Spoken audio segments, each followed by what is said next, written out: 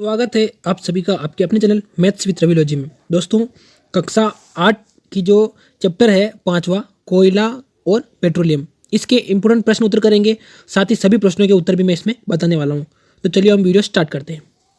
इस चैप्टर के सारे जो क्वेश्चन हैं वो आपके सामने हैं और इन सभी क्वेश्चन के हम आंसर करेंगे। तो सबसे पहले मैं पहले ही बता देता हूँ आपको कि इंपॉर्टेंट क्वेश्चन कौन से हैं। सबसे पहले तो पहला है आपका कि सीएनजी और एलपीजी के अंदर अंतर का जो क्वेश्चन है, यह लाभ का क्वेश्चन है। ये बहुत ज़्यादा इंपॉर्टेंट है। दूसरा है पेट्रोलियम का कौन सा उत्पाद सड़क के निर्माण में, ये भी बहुत इंपॉर्टेंट है। और तीसरा ये भी बहुत ज़्यादा इंपॉर्टेंट है। बाकी ये नॉर्मली इनको आपको पढ़ लेने हैं। फिर नेक्स्ट बात करें तो आपका एक क्वेश्चन है, और नेक्स्ट बात करें तो आपका एक क्वेश्चन है छठा वाला, ये भी बहुत इंपॉर्टेंट है। और कोक के अभिलाक्षणिक उपयोग, ये भी कभी कभार आ जाता है, लेकिन आठवां बहुत ज़्यादा इंपॉर्टेंट, आठवें को बहुत ज़्यादा इंपॉर्टेंट मान लेना है। तो यानी कि ये फर्स्ट की मैंने बताया और लास्ट का ये बहुत ज़्यादा इंपॉर्टेंट है। इससे क्वेश्चन बनने की संभावना ज़्यादा रहती है आठवें वाले से। तो चलिए अब एक एक करके स्टार्ट करते हैं। क्वेश्चन नंबर पहले से ही पहला क्वेश्चन है आपका, इसमें पूछा गया कि सीएनजी और एलपीजी का ईंधन के रूप में उपयोग करने के क्या लाभ है। तो इसका आंसर लिखना है आपको कि सीएनजी का उपयोग ऊर्जा उत्पादन हेतु किया जाता है। अब इसका उपयोग परिवहन वाहनों में ईंधन के रूप में किया जा रहा है, क्योंकि यह एक कम प्रदूषणकारी है और यह एक स्वच्छ इंजन है, इसलिए इसका उपयोग अभी ज़्यादा हो रहा है।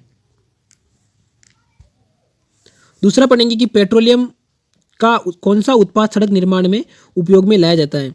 तो आजकल क्या है कि पक्की सड़कों के निर्माण में कोल तार के स्थान पर एक पेट्रोलियम उत्पाद होता है जिसका नाम है बिटुमिनस, है ना, जिसको बिटुमेन भी कहते हैं, बिटुमिनस भी बोलते हैं। उसका उपयोग ज़्यादा किया जा रहा है। और बाकी चारकोल का उपयोग या कोर तार का उपयोग, कोर तार होता है उसका ज़्यादा उपयोग किया जाता था, जिसको आप अपनी भाषा में डामर भी बोलते हैं। आपका तीसरा क्वेश्चन है कि वर्णन कीजिए मृत वनस्पति से कोयला किस प्रकार बनता है और यह प्रक्रम क्या है। इस प्रक्रम को पूरा बताना है। तो पूरे प्रक्रम की बात करें तो लगभग 300 मिलियन वर्ष पूर्व पृथ्वी पर निचले जलीय क्षेत्रों में घने वन थे। इस प्रकार से बहुत ज़्यादा वनस्पति थी। और जब जीवन की शुरुआत हुई थी तो पेड़ पौधे सबसे ज़्यादा सबसे पहले पेड़ भी उगा था तो वो पानी के अंदर ही उगा था। बाढ़ जैसे प्राकृतिक प्रक्रमों के कारण ये वन मृदा के नीचे दब गए, है ना, और उनके ऊपर अधिक मृदा जम जाने के कारण वे संपीड़ित हो गए। तो अत्यधिक ताप और दाब लगा, है ना, जैसे जैसे वे गहरे होते गए उन पर ताप भी बढ़ता गया। और उच्च दाब और उच्च ताप के कारण, मतलब उच्च दाब मतलब बहुत ज़्यादा तो दबाव लगा क्योंकि ज़मीन के अंदर है, और बहुत ज़्यादा ताप रहा क्योंकि ज़मीन के अंदर बहुत ज़्यादा टेम्परेचर रहता है। तो उच्च ताप और उच्च दाब के कारण पृथ्वी के भीतर जो मृत पेड़ पौधे थे वो धीरे धीरे कोयले में परिवर्तित हो गए। और कोयले में मुख्य रूप से कार्बन होता है ना। मृत वनस्पति में धीमे प्रक्रम द्वारा कोयले में परिवर्तन होता गया और इसे हम कार्बनीकरण कहते हैं। यानी कि इस प्रकार से जो कोयला बनता है उसको हम कार्बनीकरण कहते हैं। तो इसको आप आराम से लिख लेंगे, वीडियो को पॉज करके लिख लेंगे आराम से। अब आपको चौथा क्वेश्चन करना है कि रिक्त स्थानों की पूर्ति कीजिए। तो पहला है डैश तथा डैश जीवाश्म ईंधन है। तो कौन लिखेंगे? कोयला तथा पेट्रोलियम जीवाश्म ईंधन है।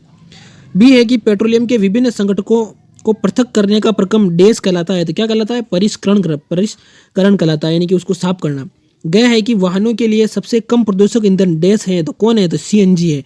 सीएनजी कम प्रदूषक है, गैस है ये। आपका पांचवा क्वेश्चन है कि निम्नलिखित जो कथन है उनके सामने आपको सत्य असत्य लिखना है। तो लिखते हैं अपन। पहला पढ़ते हैं कि जीवाश्म ईंधन प्रयोगशाला में बनाए जाते हैं। तो जीवाश्म ईंधन प्रयोगशाला में कैसे बनाए जाएंगे? तो ऑटोमेटिक बनेंगे। तो ये आपका गलत हो गया। पेट्रोल की अपेक्षा सीएनजी अधिक प्रदूषक है। तो भाई सीएनजी कम प्रदूषक है इसलिए तो इसका यूज हो रहा है, तो ये भी गलत हो गया। फिर बात करेंगे कोक कार्बन का लगभग शुद्ध रूप है। बिल्कुल, कोक कार्बन का सबसे शुद्ध रूप होता है। कोलतार विभिन्न पदार्थों का मिश्रण है। जी बिल्कुल, कोलतार के अंदर बहुत सारे जो एक तरीके से सब कुछ, जैसे गैस हो गया, पेट्रोलियम हो गया, सब चीज़ें निकलने के बाद जो चीज़ बचती है वो कोलतार रहती है। मिट्टी का तेल जिसको आप चूल्हा जलाने में इस्तेमाल करते थे, एक जीवाश्म ईंधन नहीं है। तो बिल्कुल नहीं है, नहीं, वो जीवाश्म ईंधन है। इसलिए नहीं है के कारण ये क्या हो गया? नहीं होने के कारण ये असत्य हो गया। ठीक है। अब नेक्स्ट क्वेश्चन आपका पढ़ते हैं छठा वाला। छठे में हमसे क्या पूछा गया है कि समझाइए जीवाश्म ईंधन समाप्त होने वाले प्राकृतिक संसाधन क्यों है। काफ़ी इंपॉर्टेंट है, इंपॉर्टेंट लगा लेंगे। काफ़ी इंपॉर्टेंट क्वेश्चन है कि जीवाश्म ईंधन के बारे में लिखना है। तो आप जानते हैं, यहाँ आप जानते हैं कि जगह क्या लिखेंगे? हम जानते हैं कि कोयला और पेट्रोलियम जीवाश्म ईंधन है। मृत जीवों के ईंधन में परिवर्तन के लिए लाखों वर्ष का समय लग जाता है। इसलिए दूसरी ओर इनके भंडार है ना, वो कुछ 100 वर्षों में तक ही चलने वाले, यानी कि वो खत्म हो जाने वाले हैं।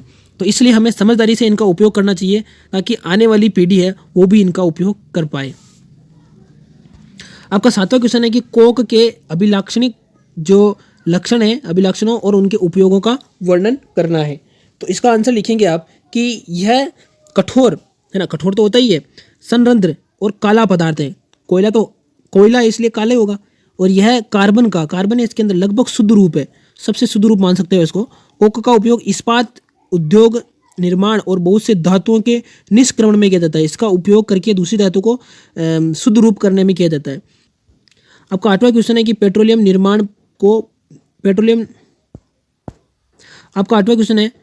निर्माण के प्रक्रम को समझाइए।